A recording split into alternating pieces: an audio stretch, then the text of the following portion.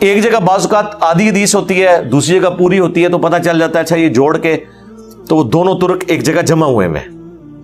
تو بعض اوقات ہم بیان, اسی طریقے سے مسلم شریف میں حدیث ہے وہ کہ ایک صحابی نے حضور کے سامنے کہہ دیا من یطع اللہ ورسولہ فقد رشد ومن یعصہما فقد غوا, جو اللہ اور اس کے رسول کی اطاعت کرے وہ کامیاب ہو گیا, جس نے ان دونوں کی نافرمانی کی وہ بہک گیا. تو حضور نے فرمایا بئس الخطیب انت, کتنا برا خطیب ہے تو, تجھے چاہیے تھا کہ تو کہے ومن یعص اللہ ورسولہ فقد غوا, تو نے یہ دونوں کیوں کہا؟ حالانکہ لٹریچر میں کوئی خرابی نہیں تھی, وہ پہلے کہہ چکا تھا جس نے اللہ اور اس کے رسول کی اطاعت کی وہ کامیاب ہوا, جس نے ان دونوں کی نافرمانی کی ناکام ہو گیا. اس نے آگے سے کوئی بہانہ نہیں کیا کہ میں آپ کو اللہ کا بندہ ہی مان رہا ہوں, غیر مستقل بذات مان رہا ہوں, آپ کا اختیار جو ہے وہ محدود مان رہا ہوں. نہیں, اس زمانے میں کہانیاں نہیں. لیکن یہ حدیث ابو داؤد میں ہے تو اس کے آگے بھی الفاظ ہیں قم اذهب, اٹھ نکل جا ادھر سے. اب یہ الفاظ مسلم میں نہیں ہے.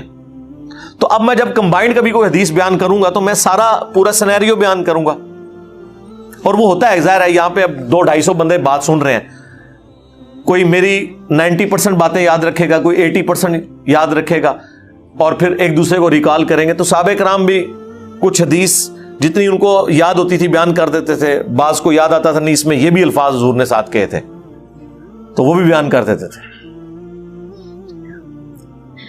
تو اس طرح کئی ایک جگہ ہوتا ہے. یہاں ہماری اکیڈمی میں ایک بریلوی مفتی نے فون کیا ایک دن, میں نام نہیں لیتا اسے مشہور کرنے کے لیے, چلیں میں آپ کو اشارتاً بتا دیتا ہوں, وہ کیلے والا مفتی جو ہے. اچھا, تو اس نے یہاں فون کیا, اس نے کہا جی کہ آپ کے انجینئر صاحب حدیثیں بیان کرتے ہیں, اور اب وہ جو برار بھائی نے نا جو فون سن رہے تھے نا, انہوں نے اس کی وہ آڈیو اونچی کر دی تاکہ میں بھی سن لوں. مجھے کہنے لگا جی اس طرح فون آیا, تو پہلے تو کافی دیر تک لگا رہا, میں نے کہا کس سے لگے ہوئے. اس نے جب آواز اونچی کی مجھے سمجھ آ گئی, میں نے کہا یہ تو عالم دین ہے. تو اور عالم دین ہم سے یہ پوچھ رہا ہے کہ جی وہ انجینئر صاحب نے ویڈیو میں بیان کیا ہے, اپنے پمفلٹ میں بھی انہوں نے لکھا ہے کہ نبی الاسلام کے اوپر جب بیماری کا غلبہ ہوا تو تکلیف کی وجہ سے بار بار اپنے چہرے سے چادر ہٹاتے تھے اور کہتے تھے لعن اللہ الیہود والنصارى اتخذوا قبور انبیاء مساجدہ, اللہ کی لعنت ہو یہود و نصارہ پر کہ انہوں نے نبیوں کی قبروں کو سجدہ گاہ بنا لیا تھا. اور ساتھ ام عائشہ کے الفاظ ہیں کہ اگر ہمیں خطرہ نہ ہوتا کہ لوگ رسول اللہ کی قبر پہ سجدے شروع کر دیں گے تو ہم زائرین کی زیارت کے لیے اس قبر کو اوپن چھوڑ دیتے. تو یہ باقی الفاظ تو مل گئے ہیں, لیکن یہ جو الفاظ ہیں کہ حضور گھبراہٹ کی وجہ سے اپنے چہرے مبارک سے چادر ہٹاتے تھے, یہ تو بخاری مسلم میں موجود ہی نہیں ہے. تو یہ رسول اللہ پہ جھوٹ باندھا ہے آپ کے انجینئر صاحب نے, انہیں کہ رجوع کریں. اب جس کو تھوڑا بہت بھی علم حدیث ہے نا تو اسے یہ بات پتا ہے کہ بخاری مسلم جو پرنٹ ہو رہی ہے نا عربی میں, اس میں ہر حدیث کے اینڈ پہ نا اس حدیث کے جو باقی طرق ہیں نا ان کے نمبر بھی لکھے ہوئے ہوتے ہیں. ایک جاہل آدمی بھی ڈھونڈ سکتا ہے جسے تھوڑا سا پتا ہے, اور ہمارا اسٹوڈنٹ ہے وہ, پر خیر جاہل تو رہے گا نہیں, وہ تو مفتی کو بھی پیچھے چھوڑ جائے گا, لیکن علماء کو تو پتا ہوتا ہے. تو میں نے, میرے پاس تو ریئل ٹائم وہاں عربی والی بخاری مسلم پڑھی تھی, میں نے کہا اس کو کہہ کے ذرا نمبر پڑھے, ہمیں تو پتا تھا. اس نے کہا جی پمفلٹ پہ یہ نمبر لکھا ہوا ہے, تو وہ پمفلٹ والا نمبر اس نے کہا کہ یہ دیکھو اس میں الفاظ کوئی نہیں ہے. تو میں نے کہا اس کو, میں نے اس کو اشاروں سے کہا کہ اسے یہ بتاؤ کہ یہ اینڈ پہ نا وہ نمبر لکھے ہوئے. تو اس نے پھر اس کو بتایا کہ اس کے اینڈ پہ آپ دیکھ رہے ہیں باقی طرق کے نمبر بھی لکھے ہوئے ہیں, کیا آپ نے وہ چیک کیے؟ کہتا نہیں. تو ان کا ان کو چیک کرو, چیک کیے تو اس میں الفاظ موجود تھے. ٹھیک ہے, تو ہم پہ فوراً الزام لگا دیتے ہیں کہ جی اے جناب کولوں گلا بیان کرتا ہے. ٹھیک ہے, پھر ہم پتہ ہے رجوع کر لیتے ہیں. جب رجوع کرتے ہیں تو وہ رجوع پھر بڑا خطرناک ہو جاتا ہے. ہاں, وہ پھر رجوع ہم کوئی ایک سٹیپ آگے لے جاتے ہیں. ہمیں کہتے تھے جی وہ جی مفتی تقی عثمانی صاحب نے بھی وہ امیر شام کے دفاع میں کتاب لکھی, اور اس میں انہوں نے سارے دیوبندیوں کو کہانی کرا دی کہ جی کوئی سب و شتم کی روایت نہیں, ایک ملتی ہے حدیث, وہ بخاری کے اندر ملتی ہے, اور اس میں بھی سب کے الفاظ ہیں اور سب کا مطلب تنقید ہوتا ہے یہ کہنا کہ لعنت کرواتے تھے تو ذخیرے حدیث میں کوئی نہیں, ہم نے تو 10 حدیثیں بیان کر دی ہیں. تو مسلم شریف میں 6229 نمبر حدیث میں موجود ہے, وہی حدیث ہے, اس کا ایک طریقہ ہے, اس میں الفاظ ہے, اس نے آل مروان نے سال ابن سعد السعدی سے کہا کہ کہو لعن اللہ ابو التراب, لعنت ہو ابو تراب علی ابن ابی طالب پر, نعوذ باللہ. تو بخاری میں سب تھا اور مسلم میں اسی حدیث کے اندر کیا لکھا ہوا؟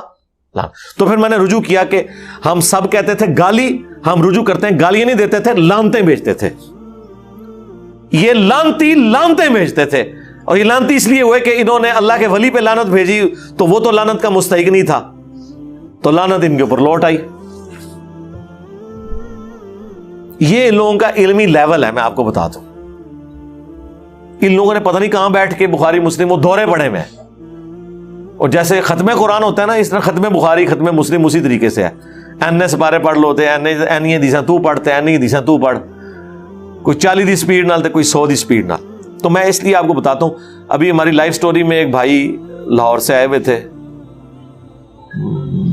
پرسوں, وہ کہہ رہے تھے میں نے اپنے کسی دوست کو علی بھائی کا ایک کلپ بھیجا پرانا جس میں وہ ریفرنس نہیں لگے ہوئے تھے, تو اس نے کہا کہ یہ اپنی طرف سے مار رہا ہے. وہ کہتے ہیں میں نے اس کو کہا کہ میں تجھے ابھی اس میں علی بھائی نے جتنی آیتیں اور حدیثیں بیان کی ہیں میں بھیجتا ہوں. کہتے ہیں میں نے 10 منٹ کے اندر سارے ریفرنسز ڈھونڈ کے نا, مکتبۃ شاملہ تو خیر وہ یوز نہیں کر سکتے, اسلام 360 سے, کہتے ہیں میں نے اس کو بھیجے تو وہ حیران رہ گیا کہ یار تو لب لینے, وہ تھوڑے مفتی بھی نہیں لب سکتے جڑے ساڈے اسٹوڈنٹ لب جاتے ہیں, کیونکہ ہم نے ان کو بتا دیا نا کہ بھئی یہ ہے, اس طرح آپ ڈھونڈ لیں گے. پوری ذمہ داری کے ساتھ چیزوں کو ہم بیان کر رہے ہوتے ہیں اللہ کے فضل سے. تو باقی اگر کہیں پہ کوئی اونچ نیچ ہو جائے تو آپ بجائے فتویٰ لگانے کے آپ ہائی لائٹ کریں, انشاءاللہ ہم رجوع ریکارڈ کروائیں گے. باقی ہمارے اسٹوڈنٹس اگر کوئی اس قسم کی غلط حرکتیں کر رہے ہیں, کوئی کسی کو گالی دیتا ہے, کوئی ولگر لینگویج یوز کرتا ہے, میرا کوئی لینا دینا نہیں میرے بھائی, میں نے کسی کی یہ تربیت نہیں کی ہوئی ہے, ٹھیک ہے. ہر طرح کے لوگ موجود ہیں میرے بھائی. نبی الاسلام کے اپنے ساتھیوں میں بھی ایسے لوگ تھے جن سے کئی چیزیں مس ہینڈل ہوئی ہیں. اب اس کا آپ وبال نبی الاسلام کے اوپر تو نہیں ڈال سکتے, ہر شخص کا اپنا ذاتی عمل ہے, وہ اس کا ذمہ دار خود ہے. تو ہم تو شاہی کوئی نہیں ہے, سب سے پرفیکٹ تو نبی الاسلام کی مبارک ذات ہے. ہم صرف پابند یہ کہ آپ کو بتائیں. میں تو کہتا ہوں کہ میرا اپنے سے بھی اعلان برات ہے, جب میں آپ کو آیت اور حدیث بیان کر دیتا ہوں آپ بس اسی کو فالو کریں, ٹھیک ہے. اس کے پیچھے آپ نے چلنا ہے, ہمیں نہیں فالو کرنا, آپ نے ریفرنسز کو فالو کرنا ہے. یہ میں نے کلیریفیکیشن دینا ضروری سمجھی. صلو علی محمد و آل محمد, اللہم صلی علی محمد و علی آل محمد و اصحاب محمد و ازواج محمد و امت محمد اجمعین الی یوم الدین.